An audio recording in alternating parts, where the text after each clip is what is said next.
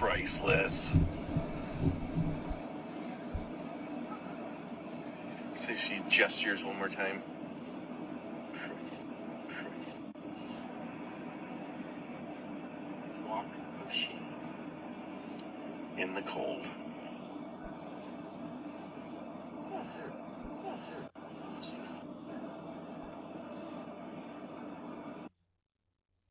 Bye, Felicia.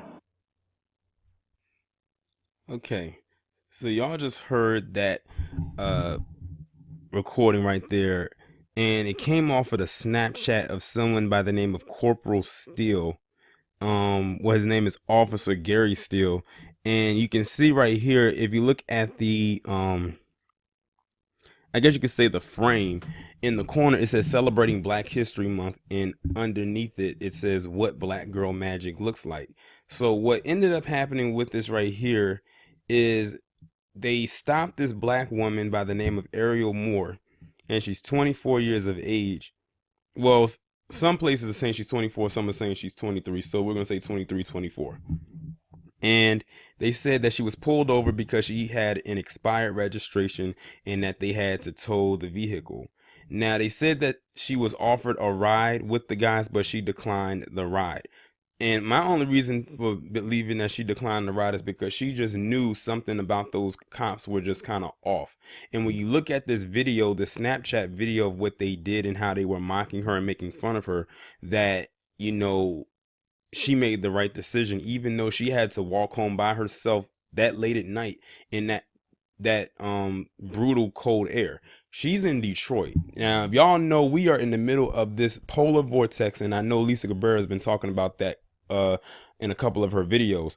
In Detroit, Michigan, even though I'm not there, I'm glad not to be there, because as cold as it is where I'm at right now in Maryland, I know it is extremely freezing in Detroit. So to see her have to walk home like that by herself at night without her car because of, you know, them pulling her over, it's very disrespectful. And then to make matters worse, as you heard in the video, they were making fun of her. They were saying, you know, bye Felicia. We know where they got that from.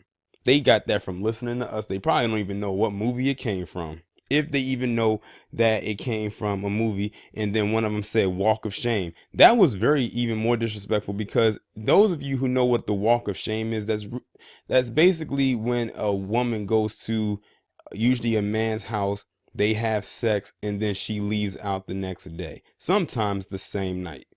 And when they see her leaving out the house, they call it the Walk of Shame. So they're treating it as if this woman just got done doing something probably with them, which definitely was not the case. And, you know, it said, like I said, the frames right there was celebrating Black History Month and Black Girl Magic in the picture. Now, they said that the guy has been stripped of his rank because of the investigation and whatnot. They ended up speaking to the woman's mother, and of course she had every right to be upset, she said, because they're demeaning her child for no reason. And as I was continuing to read into this post, it said this isn't the first time that this Gary Steele has been in trouble. They said back in 2008 he was charged for physically attacking his ex-girlfriend and firing a gun next to her head. He ended up taking a misdemeanor plea deal for probation and wound up staying on the force.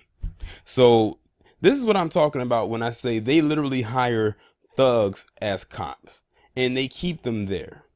Like, who knows what could have happened to this woman? Like, she was literally on a double-edged sword. One, she could have got the ride with them, but who knows what could have happened to her had she gotten in the car with those two individuals. Or two, she could have froze to death out there. Or three, someone could have snatched her up. She was, like I said, this is at night and she's by herself.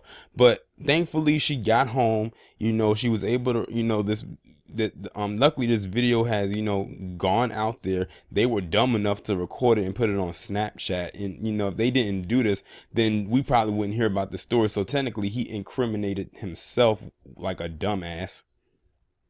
But they claim to have the highest IQ. But I'm just glad that she made it home to her mother.